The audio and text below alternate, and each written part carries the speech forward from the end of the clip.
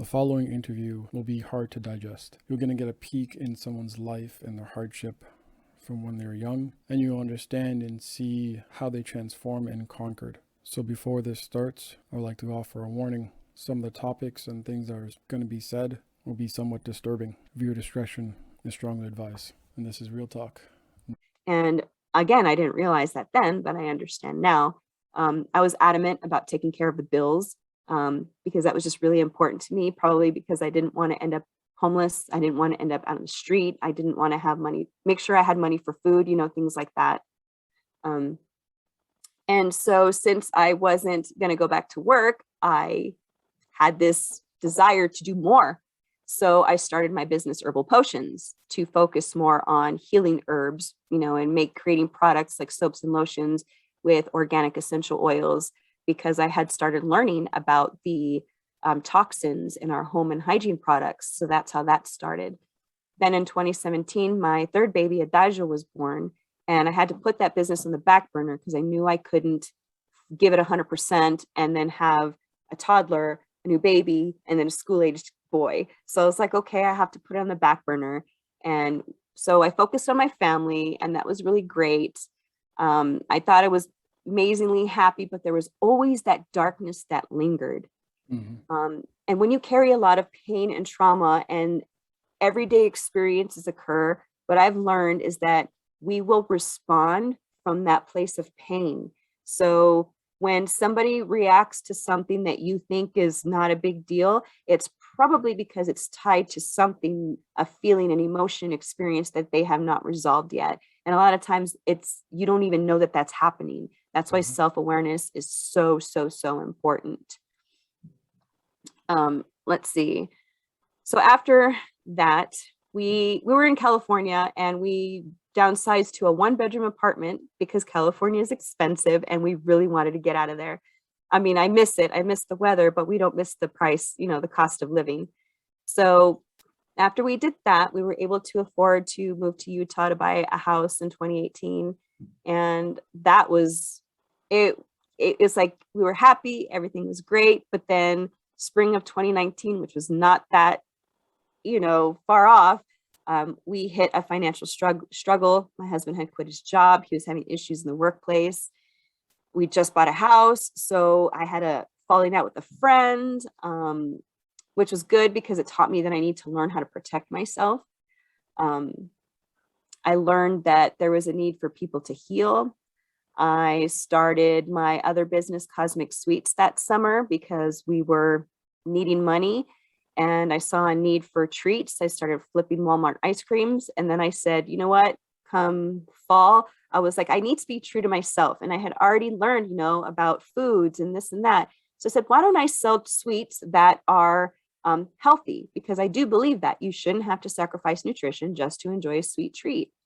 So I started that business.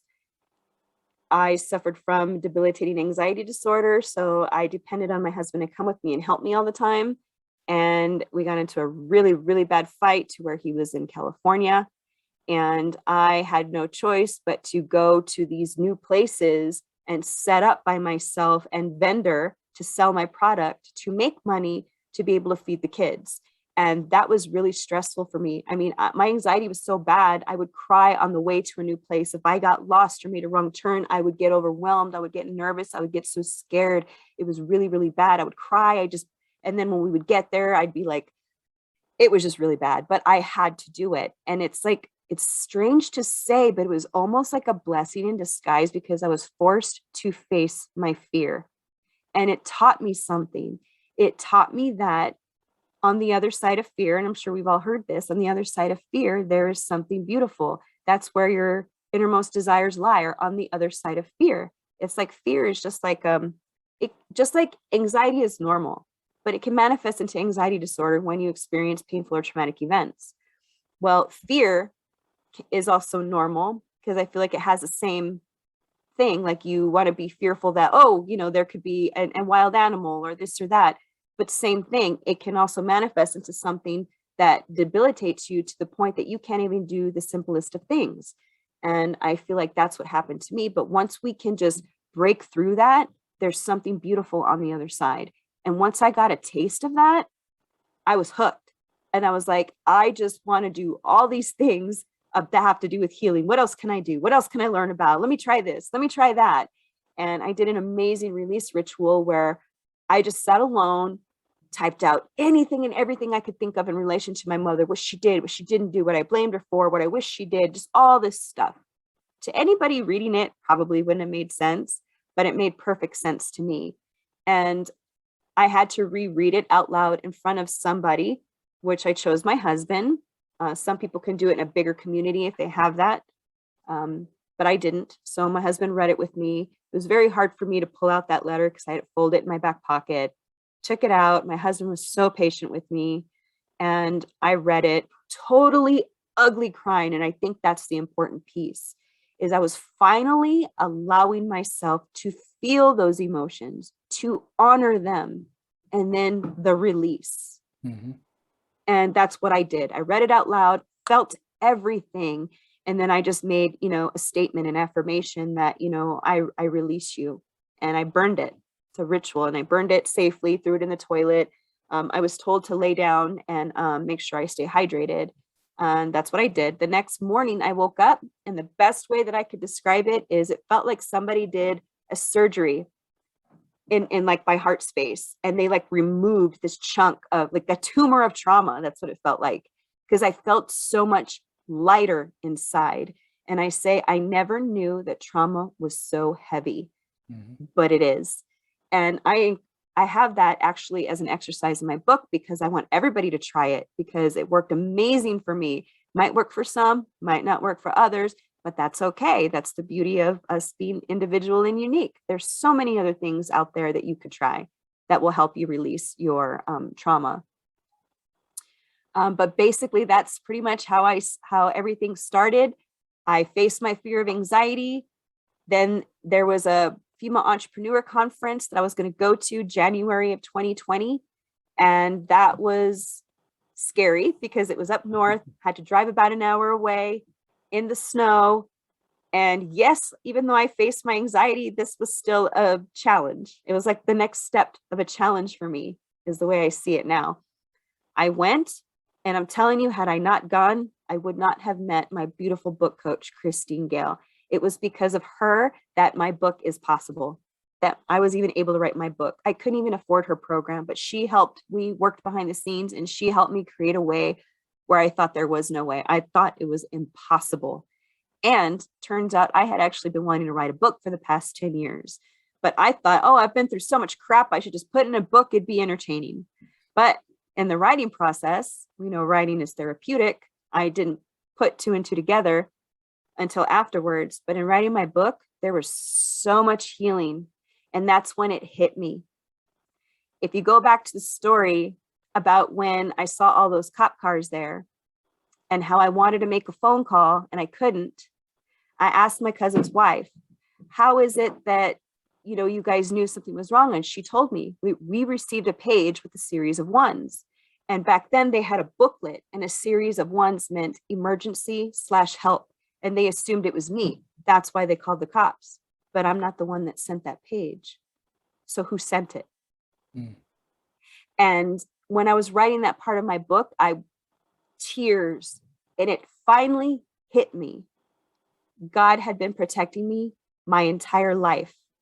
And I used to curse God. I used to say, there's no such thing as a God. And if there is, he's crap, he's this, all this negativity, because how else would God allow all these things to happen to me? I was innocent. I didn't ask for this stuff to happen to me. And it did. It just didn't register. It never made sense. But in writing my book, that's when I started opening my eyes, and I saw things so differently. Just like there was a time where this guy picked me up in a green Jeep, and I naively went with him, go to a friend's, drinking, drugs, partying. He says, hey, let's go for a drive. I'm like, okay, we go. Next thing you know, he's driving me to the outskirts of Vegas. And I remember being terrified because, living in Vegas, you hear about the mafia, you hear about how they go into the desert and bury dead bodies. I had heard of all that, and I was scared. Why is this person driving me out to the desert? And it was far out in the desert. And I knew that because I could see the stars. When you're in Vegas with all those city lights, you can't see them. You have to drive far out to the outskirts. So I pretended to pass out. because I didn't know what else to do. He drives into the middle of nowhere. Middle of nowhere. I could have screamed bloody murder. Nobody would have heard me. He parked. It was quiet. I heard his belt buckle. I knew what he was about to do. He violently raped me. The next thing I know, he's driving me back. And I remember being so grateful, yet so shocked. He could have kicked me out and left me there and drove off, and I would have been running. Nobody would have heard. Nobody would have known. There's no cameras in the desert. You know what I mean? Like, nobody really would have known anything. He could have killed me. There's no telling what he could have done to me. But something compelled him to drive me back and take me to the place wherever I was staying at, and or where I told him to drop me off at. And again, I feel like God was protecting me. And I've since come really strong into my faith, especially with meeting Christine. Everything just seems to, it's like the doors of opportunity started to open for me. And that's what I tell other people. When you start to heal, because that's what I started doing.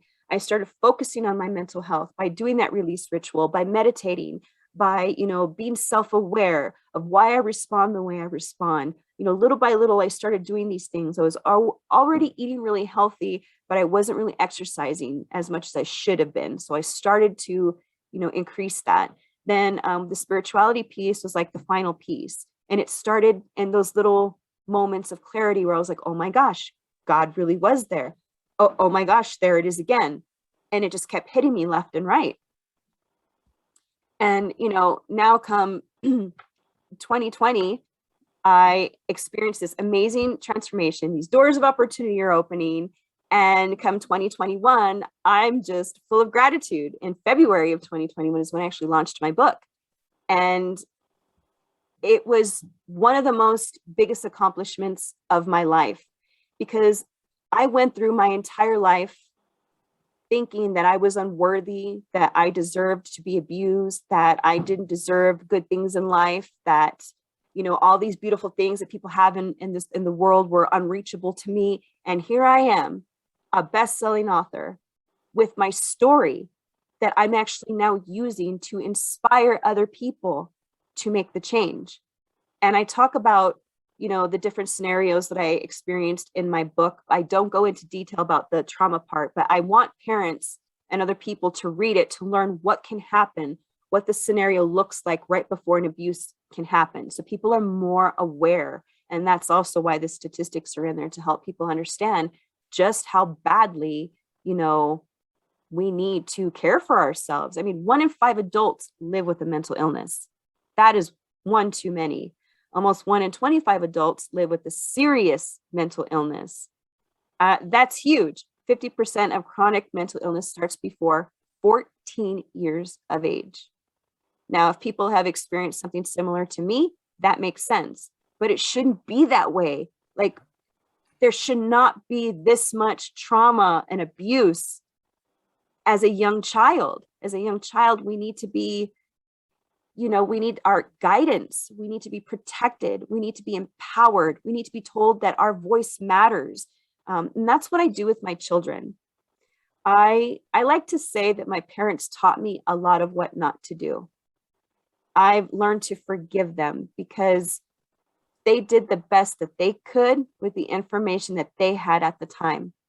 And I find nothing but gratitude for that. I can now say that I love my mother and I miss my mother, but I had to set healthy boundaries. So I do not visit with her anymore because I realized that she still had a lot of unhealthy habits that I did not want to expose my young children to. I am going above and beyond to be the best mother that I can be. And I think that's where my motivation came from. It was because I know what it's like to be so abused, neglected, and not cared for. And so I knew that that was really important to do for my children. I allow my boys to have a voice. Tell me how you feel. Do it with respect. There's that fine line. There's huge respect, but I also let my children know that I don't know everything. Sometimes mommy makes mistakes. And the most important thing I think that I could do is I admit when I'm wrong. I'm like, I'm really sorry. I shouldn't have done that. That was really wrong. Please forgive me. I'm going to do better, because that teaches them how to respond. And I think about what I wish my mother would have done, because my mother never apologized to me. My father never apologized to me, like we never had a discussion or counseling because they didn't want to do any of that. So I had to do this on my own. And that's why I believe in the power of self-healing. If I can go through this entire lifetime of all this drama, all this trauma, all this abuse, and be in the space that I am in now, then I know everybody can too. Now we're all unique and we're all different, but I truly believe what is universal across the board is that we all have this amazing innate power inside of us to heal. All you have to do is focus daily on your mental, physical, and spiritual health. This is a 4-part series, so hit that notification, subscribe, and stay tuned.